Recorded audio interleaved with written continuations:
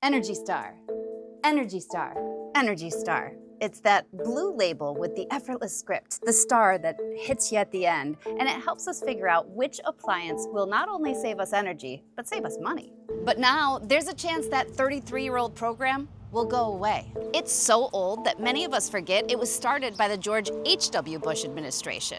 And since then, it has become one of the most successful voluntary government programs in U.S. history. In 2021 alone, more than $300 million worth of products were purchased in the Energy Star label.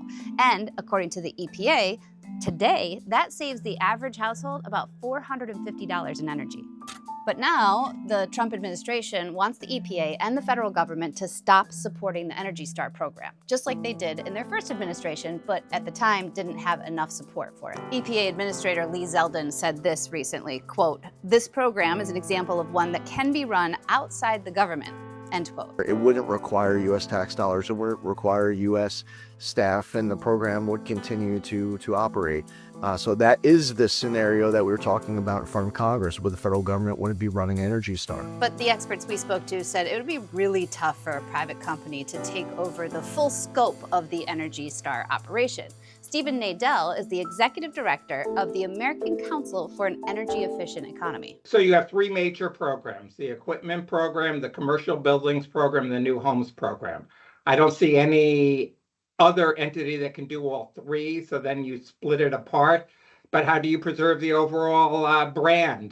Do each of them get to do what they want and potentially discredit the other ones? That's a problem. And in a letter to the EPA administrator, more than 1,000 businesses and organizations made their case for keeping Energy Star. They said, quote, "Its current annual budget of approximately $32 million represents less than 1% of EPA's spending, yet saves American households more than $40 billion annually on energy bills. For every dollar that the federal government spends on the program, consumers save $350. That's a pretty good return on investment. Right, Sarah?" She says yes. They also say that a fully funded Energy Star program would be great for advancing the goals of the Trump administration and their big goal to reduce energy costs. There's a reason that the program has been so popular.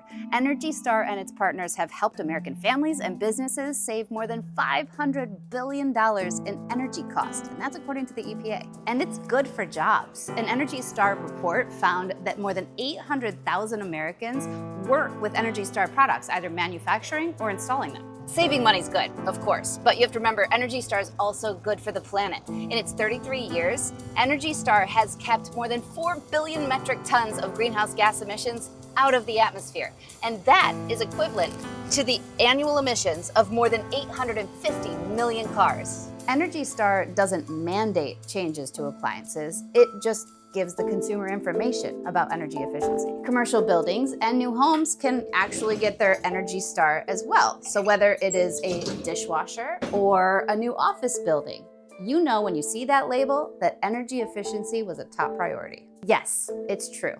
I'm sure many of you have been thinking, aren't Energy Star appliances more expensive?